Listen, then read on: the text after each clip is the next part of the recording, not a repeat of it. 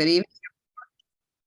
My name is Nicole Tallman, and I am the special issues editor for ELJ Redacted book series. And it's a pleasure to be with you all for the second installment of our Be Well reading series. And tonight we are celebrating Asian American Heritage, Jewish American Heritage, and also we're going to be recognizing Mental Health Awareness Month.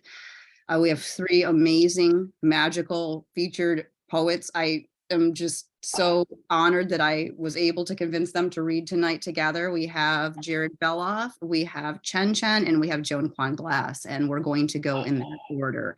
So if you guys have any questions or comments during the reading, go ahead and pop them here in the chat. But I'm going to ask everyone who's not reading to please mute yourself so that we can minimize background noise and focus on our featured readers, okay? So our first reader tonight is Jared Beloff. Jared is the author of Who Will Cradle Your Head from ELJ Editions. That just came out this year. He is the editor of the Marvel-inspired poetry anthology Marvelous Verses from the Daily Drunk and has been a peer reviewer for Whale Road Review since 2021. His work can be found in Night Heron Barks, Barron Magazine, Rivermouth Review, The Shore, Contrary, and elsewhere. And you can find him on Twitter at read_instead and at jaredbeloff.com. He is a teacher who lives in Queens, New York with his wife and two daughters. Let's give a warm welcome to my friend, Jared Beloff. Thank you so much. Thank you, Nicole, for inviting me. And it's really an honor to read with everyone tonight. And thank you all for showing up. So I'm going to start with some poems from my book, Who Will Cradle Your Head. And yeah, let's start with this one.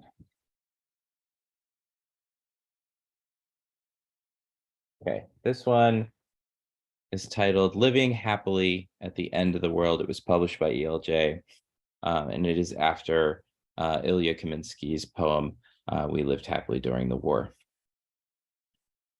The world ends like an almond tree pulled by its roots, withered brittle before it could rot. A field sits fallow as a heat map, angry pixels, clouds rising the color of ash. A man with a loud tie mimes astonishment on TV. A deadly heat wave shattering all records, as if weather were an adequate measure of pain. We live happily here, lying in bed. A fan protests the heat of our bodies. We worry, but not enough. I am dreaming of ice, an avocado, a bead sliding down a cocktail. There's an ache ignored behind my eyes, water rising like a pulse, pressure, then release. We sit up late and speak of eucalyptus, the shape of convection. A kangaroo bursts through the underbrush. I pass you a drink. We smile, the world on fire around us.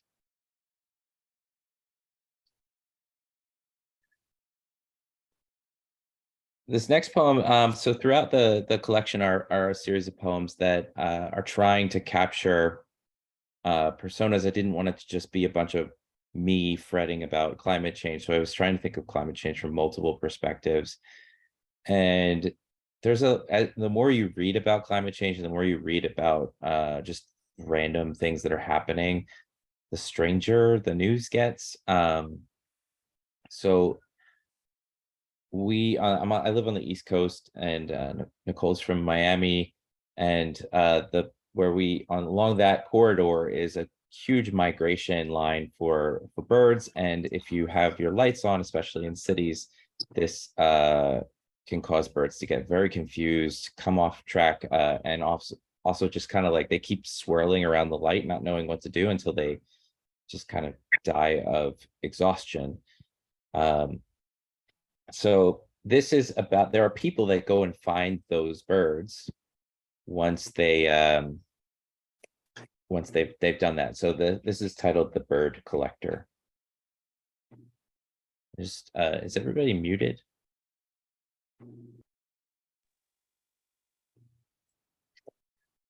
Okay, The Bird Collector. Last summer's pulse nudged the tide, noticeable as salt raining the seawall, but the mangroves are pulling back, their roots like frayed brooms holding on to detritus. Spoonbills Gangly and Roseate have already left Biscayne Bay for higher ground.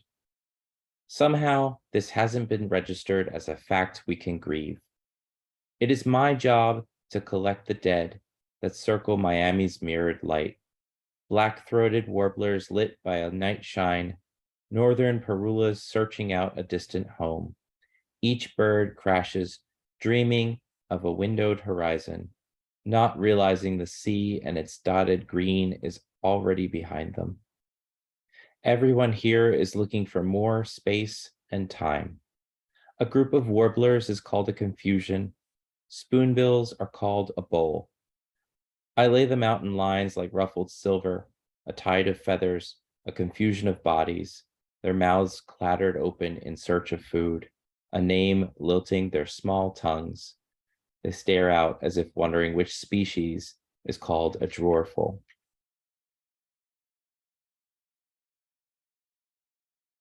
I have another Florida poem called The Divers Off the Coast of New Florida.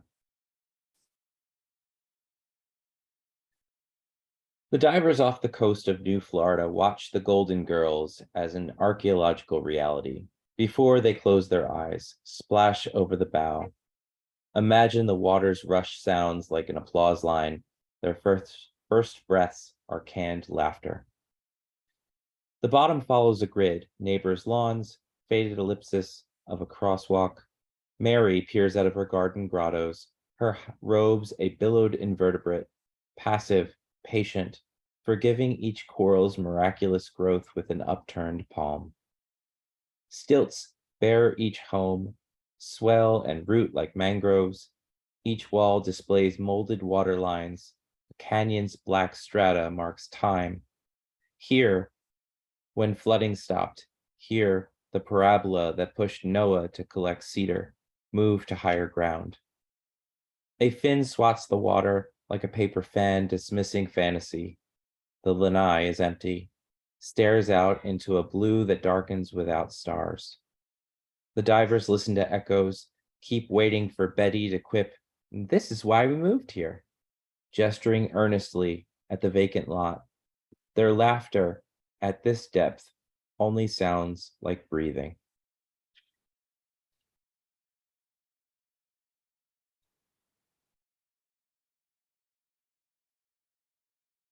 So I do a lot of weird poems about time, trying to think about, when you think about climate change and the end of things or the changing of things, you're thinking into the future. And I started thinking about, okay, well, what kind of ways are we going to remember in the future? And so this is part of a series of poems about exhibits in fake museums that might exist during climate change or after post-climate change. And it's called Exhibits in the Museum of Ice. A swan stretches her neck before looping her bill, a bright shovel into the snow of her back. The hall is bright, absent of sound. Powder beneath our crampons makes the floor sing. A door cracks open on its hinges, crashes. In another room, a man turns a corkscrew into the ground, hand over hand, head tucked down and away in shame. We walk for hours holding hands through thick mittens, the walls bare, white. We listen for our hearts beating like geese. There are tunnels beneath us. Wind wrinkles the surface, snow serpents like water or a woman waking to the sun's glare. We enter a room rimmed by pots. They fill and empty into the crisp air. We are always moving. We don't know when we began whispering names, syllables escaping our mouths like fog, spirits we hope would haunt us.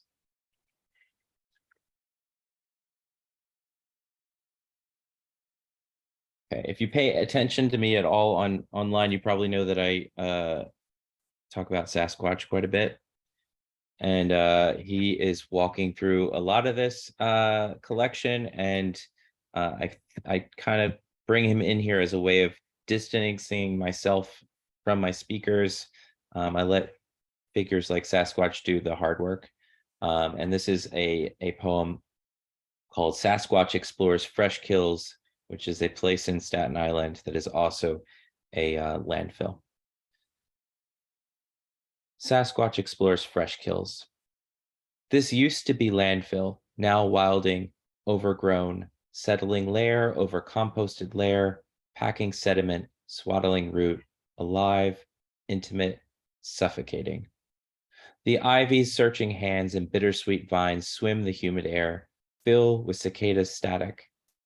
My foot hits an edge, a plastic thud, a doll's mottled face, the remains of an abandoned car seat. Who will cradle your head? What imprint will be left as mustard grass and clover spread like muslin over loss? I trace these green recesses like a scar's braided renewal, shading our grief, which is also hope, a weave, which is memory, but also love. So I'm going to switch gears to some newer stuff.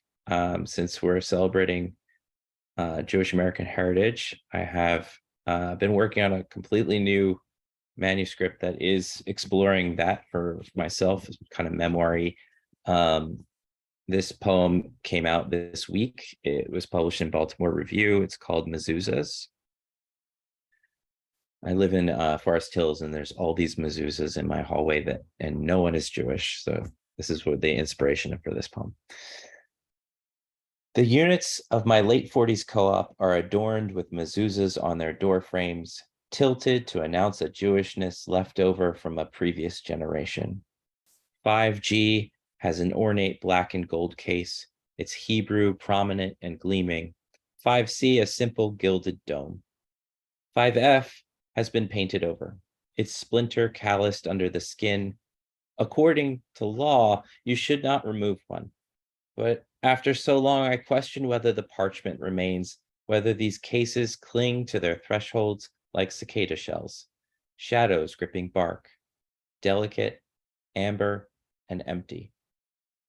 When I was 8, I walked along the tree line at summer camp, searching for their little bodies. A soccer team circled in the field praying, 12 evangelicals speaking to God, hoping that this Jewish boy who just wanted to play would find his way back. Join them in Christ's light. I thought if I could only hold one between thumb and forefinger, I would feel what was missing. Their shells, the only barrier to a fragile faith, waiting to climb toward the sun. Now I am 40, a father in Queens in this building of abandoned mezuzahs. My door opens on a slanted scar, a glossed white indent where a mezuzah once kissed the frame. Missing. God's blessing, thin as parchment, hangs on the doorpost. You and your children may endure. I am what is left. So, like the Sasquatch, I have a golem that is walking through my new collection and doing some of the interesting work. And this golem is philosophical and likes to go to art museums and look at Chagall paintings, especially. So this poem is titled "The Golem Visits the Marc Chagall Exhibition at the Tretyakov Gallery." And it's a kind of an ekphrasis of 2 Chagall paintings. There's a village I return to like a beggar working the houses, a burlap sack on my back. I forget what it means to be filled with secrets, the silence of houses sleeping under snow. My memories are a series of windows smudged by cold and white trees, fringing a sunset with branches. Who can read the language on the shadows of gravestones, or a boy's body curled asleep in snow beneath a slatted fence? I remember 2 lovers, birds in soundless flight, her hand outstretched to the east, his face turned to the sky. Nothing is given away. So I'm going to end with a sort of a transition to Chen. This is a poem that I wrote after one of his poems from his first collection. It is titled Self-Portrait as an Order at the Delicatessen.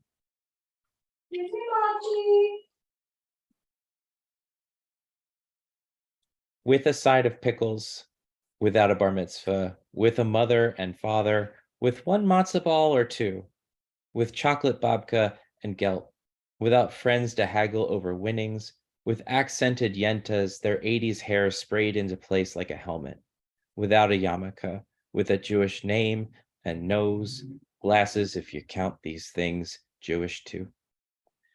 Without feeling able to pass, as if shame and betrayal could read the ignorance of an 8-year-old boy, with latkes, with applesauce and sour cream, with the guilt of, are you Jewish? With every guess and check calculus problem approaching but never touching the line. Without a limit, with a daughter who has questions, am I Jewish? Without answers. Would Hitler come for us without wanting answers?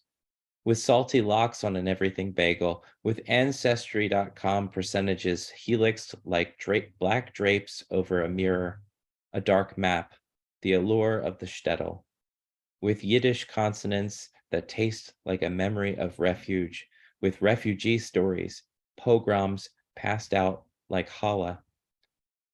Where are we from? With burnt wood swirling our nostrils, with love. Without belonging, with love.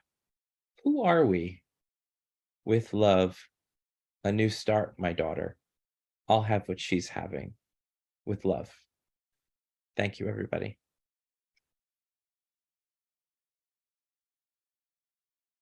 Thank you so much, Jared. That was so lovely. And I popped the link to your book.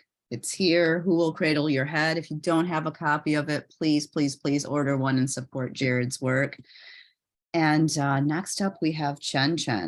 Oh, I'm so excited. Chen is the author of Your Emergency Contact, has experienced an emergency. Okay, everyone should have a copy of this book if you don't. And Explodingly Yours, another amazing chapbook. And the forthcoming book of essays, In Cahoots with the Rabbit God, which will be coming out in 2024. His debut book of poems, When I Grow Up, I Want to Be, a List of Future Possibilities. You should have this one too. Was longlisted for the National Book Award and won the Tom Gunn Award, among other honors. He teaches for the low residency MFA programs at New England College and Stone Coast. Please give a warm welcome to Chen. Hey, hello. Thank you so much. Thanks, Nicole. You all for being here. It's great to be a part of this reading. Thank you so much, Jared, for that. I mean, the whole reading, but yeah, that's incredible, that last poem that you shared. I'm so glad you shared that with us. So yeah, I'm just like recovering from that right now. And I kind of changed my mind last minute about what I would start with. So I often like to start readings, reading something by someone else. So this is a poem by Sarah Gambito. I'll put a link to it in the chat in case you want to follow along, because she does this thing where there are italicized quotations from Sun Tzu's The Art of War, and the epigraph is also from that text. And the poem's called Rapprochement or Rapprochement, just a term, I just had to look it up. Pertains to international relations, an establishment or resumption of harmonious relations. This is the last poem from Sarah's second book, Delivered. And Sarah's work has been very important to me, her writing. Also, she's one of the co-founders of Kundiman, which is an organization based in New York City that supports Asian American writers and readers and literature. And they have an annual retreat, they have a book prize and other programs. And attending the retreat has been completely life-changing. It's not an exaggeration. And also discovering Sarah's work, which I need to write about.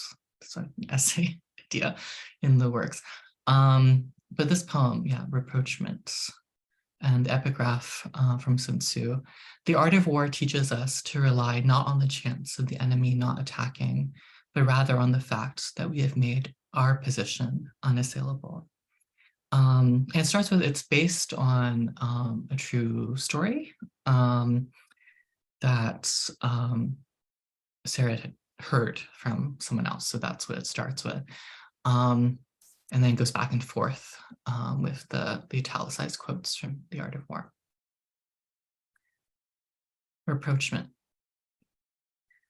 My father called me a chink so I'd know how to receive it, so I wouldn't be surprised. Therefore, the good soldier will be terrible in his onset and prompt in his decision.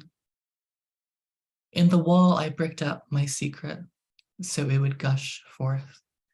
I did this for effect, so you would know me. On the day of battle, your soldiers might weep, bedewing their garments. But it grew like a bullet loving its flower stain. It happened nonetheless.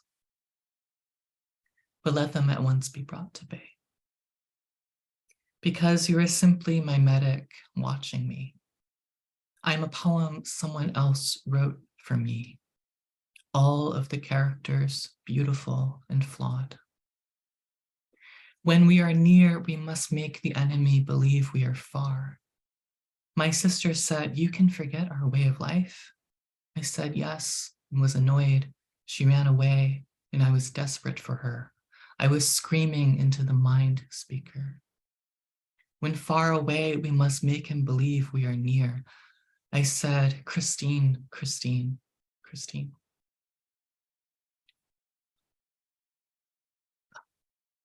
So much I could say just this poem, but I have to read other poems.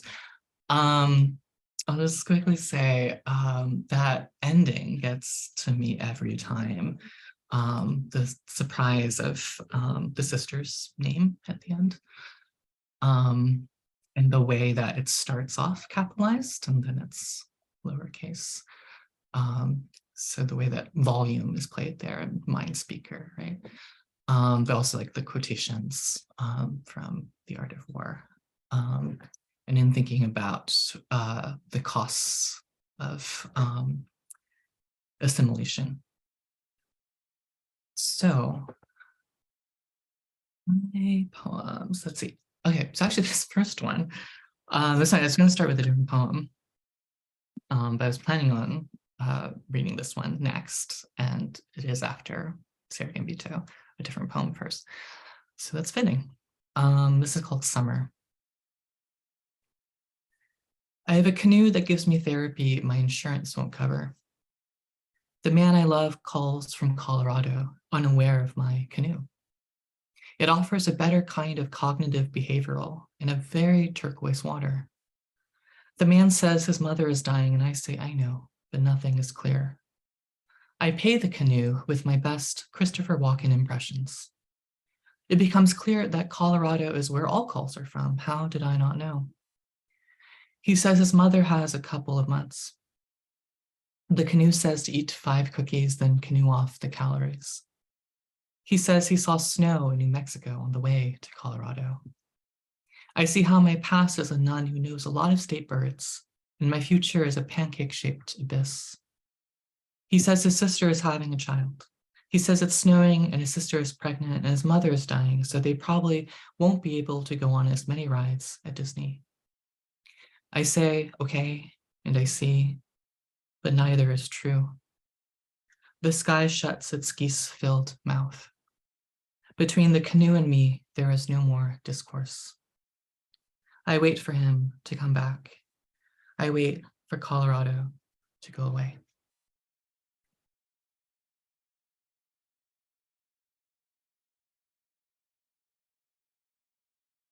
And this is called Winter. The grackles flap dark, showy into my sleep. I know they're only my synapses sparking pretty hallucinations, but still they flaunt their rough and many consonants. Kellogg's, lacuna, grief counseling. These are the sounds they like to make. Then they ask about my mother and father, whether I've spoken to them lately. In this way, they're just like my boyfriend.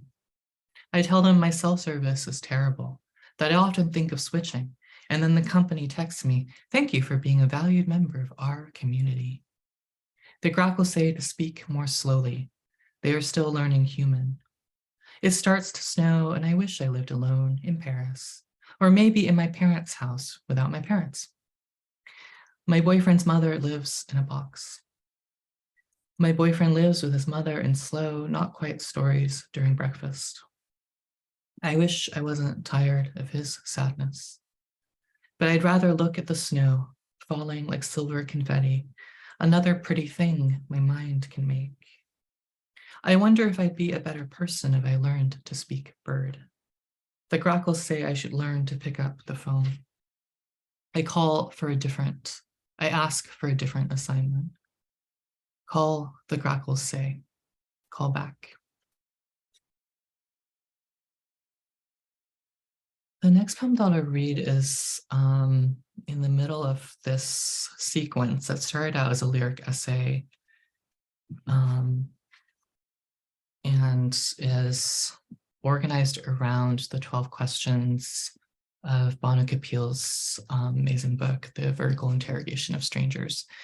So we hear these questions and responses to them.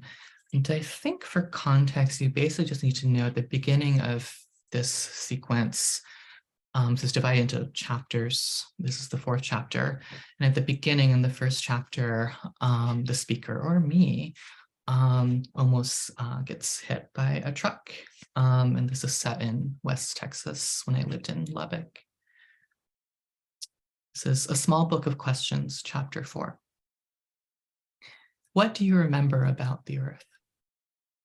The way sometimes he and I are clouds unable to touch, because he possesses a strange knowledge, the cruel knowledge that his mother is gone. The way sometimes he looks out into the trees. He said after his mother died, he tried to feel her in the trees in New York, and now the trees are different here, smaller, fewer. He wants my mother and me to talk. He wants to believe she is good. He believes I am, and I believe that, the way he turns to me, the way he says, you. Who are you and whom do you love? I tell him and he holds me. I tell him about the truck, its very large redness. He holds me and says, as he said before, we're both going to live to 100 and then die peacefully in our sleep at the exact same time. I say yes. I say absolutely. I kiss him, yes. At the same time, I think, but what about 200, 3? What do you remember about the earth? If we could communicate fully, there would be no need to communicate. If we could love perfectly, there would be no need to love. If we could finish grieving, there would be no need to live. If we could touch completely, there would be no need. Who are you and whom do you love? I know it can't be true, that although her favorite swear word in English is definitely shit, my mother must have spat out the word fuck in more than one conversation, more than one argument we've had. But when I try to remember specific examples of the times when my mother said fuck, only one memory emerges, the time we were arguing about gay sex, as in whether it was even sex at all.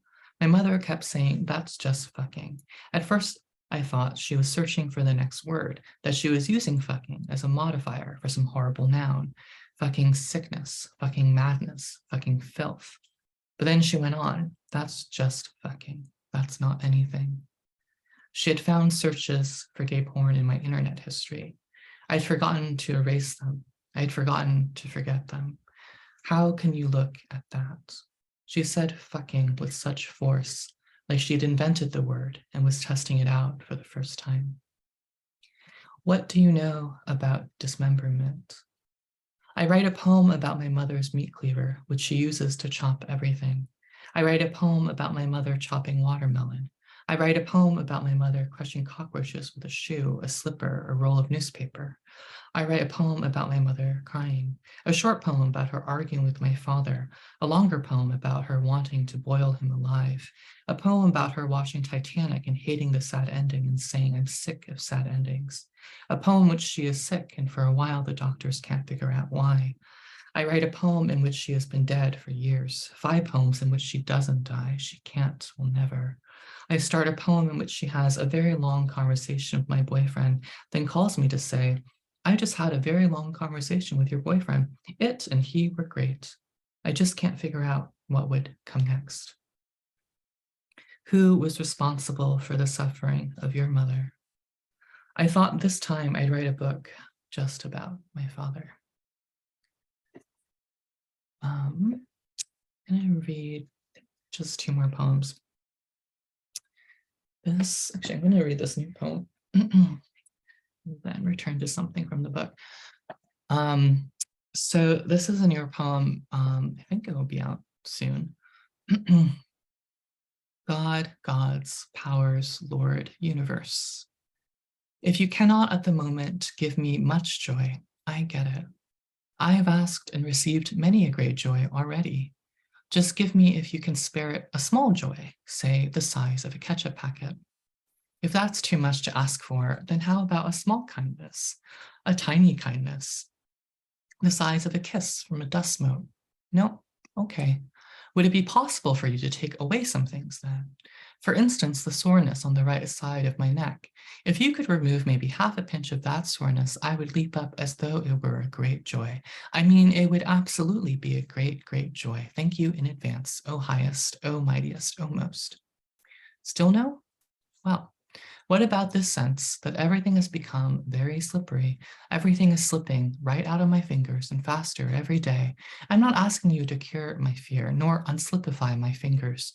Only if you could, if you have a quarter of a split nanosecond, it would be greatly appreciated. See, I don't need joy or kindness or ketchup. I beg you, if you are a being, a higher, some mysteries that can listen, can mercy, I just need to lose a little less quickly.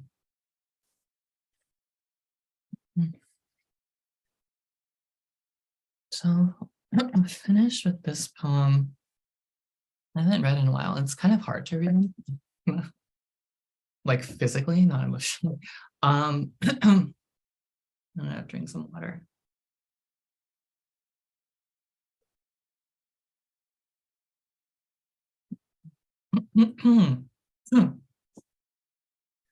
Let's see if I can do this. Been wanting to read this one. Ode to my beloveds and brevities, and beautiful jorts, and beautifuler pug breaths, and the best of Sandra Bullock, and a slice of watermelon bursting between the teeth of a boy in a bathtub, and an unmistakably Ren Hang photograph. And you are back home, and you are my favorite unabridged absurdity. And you and I, and why don't we start in this bed the next big Greater Boston Sandra O fan club? And yes, let's think trees in late December while we embrace, and yes, believe them to be an abundance of baldnesses, and no two the same, and every one a blast and a half and another half. And the last poem I tried to write about our no longer puppy, but always our baby, just went like a bajillion exclamation points. And with a jiggly leap into the bed, here he is. And what could be more breath-giving than these pugly, meaning beautifulest, wrinkles and nostrils? And couldn't we just gobble up our little, never bashful buddy's ears? But wait, I'm not supposed to say that with my Chinese breath, but an eternally fuck that. Isn't this a fantabulous day? And isn't his smile very dog? And aren't the three of us the busiest goofballs and the strangest heartthrobs and the gabbiest unstrangers and some abracadabra mixed with kablooey and unbamboozled except by each other and fantabulously pugly and oh and so and gobbleable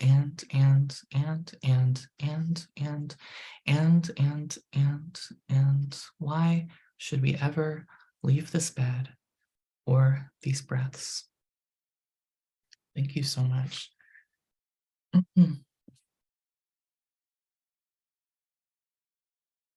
Wow. Thank you so much, Chen. That was so amazing. Next is Joan Kwon Glass, who is the author of Night Swim. Need a copy of this, okay? And 3 chapbooks, including If Rust Can Grow on the Moon. And she serves as the poet laureate of Milford, Connecticut, as editor-in-chief for Harbor Review, and as a Brooklyn Poets mentor. Joan's poems have been published in or are forthcoming into Homa Literary Review, Prairie Schooner, Asian American Writers Workshop, Hayden's Ferry Review, Rhino, Dialogist, and elsewhere. Please give a warm round of applause for Joan Kwon Glass. Hi, everybody. Thank you for coming out for poetry. I'm always grateful, like when people I know, when I see their lovely faces on the Zoom screen, it's such a comfort. Thank you so much, Nicole, for organizing this. You're so generous, you know, like with your energy and your time and your service. And I'm just really grateful that you included me and invited me. And I am such a huge fan of Chen's and of Jared's work and have been for such a long time. And this is the first time that I'm reading with Chen, and I'm like, my heart is racing because I'm such a huge fan. I'm also feeling a little bit emotionally chaotic tonight because I'm picking up my son from college to bring him home for the summer. And I'm going to the Mass Poetry Festival tomorrow, like all in the same day. So I think I'm going to read kind of chaotically because I'm just going to go with that. Like that's my vibe tonight. I was also inspired by, well, I'm reading one poem because of a poem that Jared read, and another poem because of the mother poem that Chen read. So I'm going to start with the one that I decided to read based on Jared's poem, and it's called Saved. Just have to pull it up. 1 second. I have way too many tabs. Okay, here it is. So I grew up in a Southern Baptist church and with a Korean immigrant mother. It was very confusing growing up evangelical in a mostly Jewish neighborhood. My best friend was Jewish and she was my next door neighbor. And when I was 10 or 11 years old, I was convinced to try to convert her to Christianity. This did not go over so well with her mother. So this is a poem about that bizarre experience, as well as a poem about just never knowing who's going to make it, you know, who's going to make it in the end. So this is saved and it appeared in Rough Cut Press. This is for Hava. When I was 11, my youth pastor gave me a booklet called Can My Soul Be Saved? On the cover, a lone wheat stalk stood bravely in a field. I shared it with you, wanting heaven for us both someday. Your mother wrote to mine that if I tried that again, you would not be allowed to see me. I imagined her penning furiously at the kitchen table in your house next door to mine. Her cursive bent hard against the paper. How dare you assume my child needs to be saved? One afternoon before your first hospital visit stay for anorexia, I pushed my bicycle to the top of the hill and descended. I didn't see you at the bottom as you rode in small circles. And when I did, I was pedaling too fast to stop. Later, my mom took a photo of us, me and my cast, pointing at your Band-Aid, giggling about how you'd gotten away practically unharmed. Who knew that at 43, your heart would stop? Or that I would discard Jesus for uncertainty? After all these years, that I would be the lucky one. Tonight, I take my evening walk down an autumn street where leaves spin themselves in circles, and inside the houses, children lie safely in their beds. In a few weeks, I'll leave the porch light on and wait until they knock on my door, dressed as superheroes.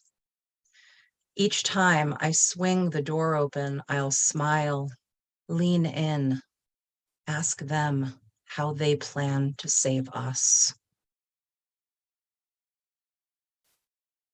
This next poem is about Those of us, Mother's Day is coming up, and not all of us have like the best relationships with our mothers. I'm one of those people. I have a very typical traditional Korean immigrant mother who once told me that there are no gay people and there are no drug addicts in Korea. She really believes that. So I am an addict. So I find that very ironic and hilarious. And what I also find always to be an interesting experience is trying to find a Mother's Day card for her at CVS or, at the store.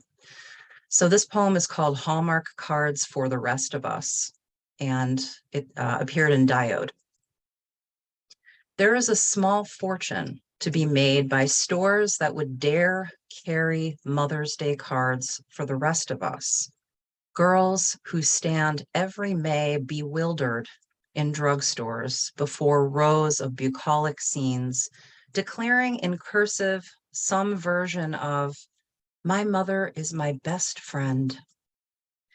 After picking up, putting back dozens of cards, heat spreads across our cheeks and we walk out empty-handed, members of an unnamed tribe passing each other unseen in cars and across grocery aisles, trying to raise our children differently or deciding against motherhood altogether.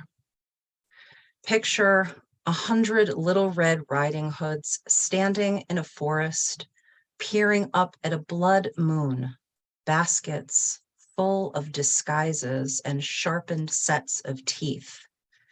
Graffiti on our cloaks read, "My mother has always been the wolf."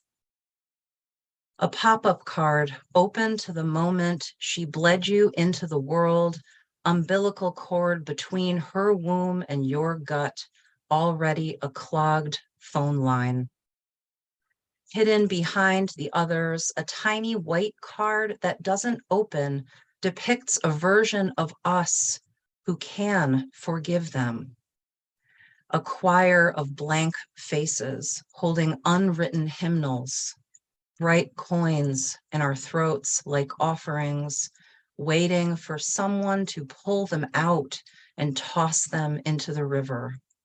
Their collective clinking against one another, the signal we have been longing for. Okay, a little content warning for the next one. I decided to read the poem tonight that was on the slowdown this morning because it was just a really exciting day in my poetry life. But before reading that poem, I feel like I want to give everyone a sense of what active addiction is like. So if this may be triggering for you, I will not be offended if you tune out for a couple of minutes.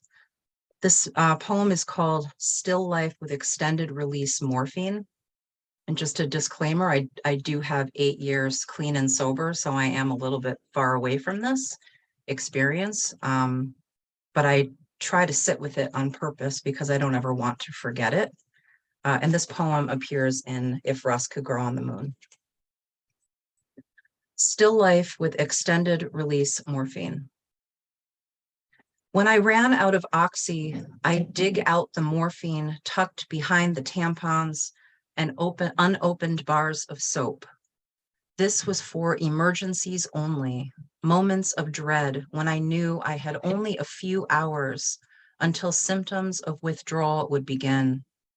Sweating and chills, panic attack, restless legs. These extended release pills didn't really get you high, and you had to break apart the protective coating the drug was encased in, put there by pharmaceutical companies to prevent people like me from crushing it, to say they did what they could to save people's lives. I held each capsule between my thumb and forefinger, loosened its skin and twisted it open until the beads dropped out and onto the counter. Then I unwrapped my tweezers and nail scissors and went to work, severing and dissecting each bead until the minuscule speck appeared. With tweezers, I'd lift them into a separate pile, set aside just enough to keep me from detoxing, then try to crush it all with a credit card, without making a sound, without losing any of it. I sneezed once while still preparing it, and the morphine scattered into the sink, in my hair, across the floor, behind the toilet. I told my husband I had a stomach virus and spent hours on the floor with my tweezers, picking them up until my eyes burned from the strain.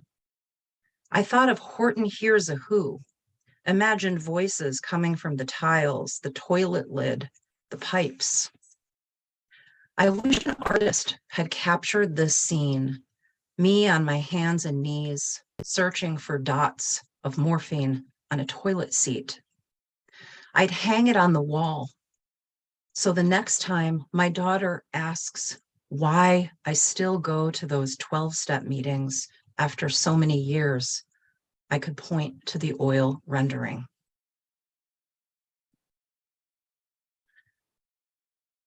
Okay, I'm just gonna do one more poem. This is Hymn to Church Basements, and it also appears in If Rust Can Grow on the Moon. This world loves a grand cathedral, its righteousness and pulpit, purported sanctuary of redemption, holy spire and stilled saints, history of fire and painted glass, pews where congregants pray and worship, troubled by questions they hope someone has answers to. They wait on their knees to be forgiven. But where are the songs of praise for church basements? That lower level, that rock bottom room, sunken and reverent with flickering lights, water-stained ceilings, and coffee-stained carpets. Its full moon of chairs that appear every night at 8 o'clock because a crackhead made a commitment. We don't kneel in church basements. Instead, we squat against walls and stand arms crossed in doorways. We sit slouched and messy, look each other in the eyes and say, I am an addict and I don't want to die. And oh God, is this not a kind of miracle? I prefer my angels banged up and salty, chubby from eating cookies instead of shooting dope. They pull splinters from their wings, hug the newcomer too tightly, shake their heads at me when I don't raise my hand to share. No matter how tough I try to look, no matter how long it takes, they say, keep coming back, kid.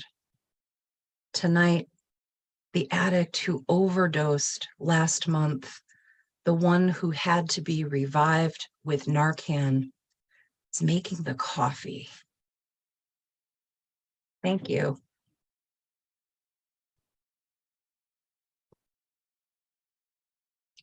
Wow, thank you so much, Joan. That was amazing. And I think we kind of covered all of our categories, our mental health, and also we were able to touch on our Jewish American and Asian American heritage. So I'm so grateful for all of you for being here tonight. And I'm hoping that you can join us the first Thursday of each month. June 1st is going to be our next reading at 7 p.m.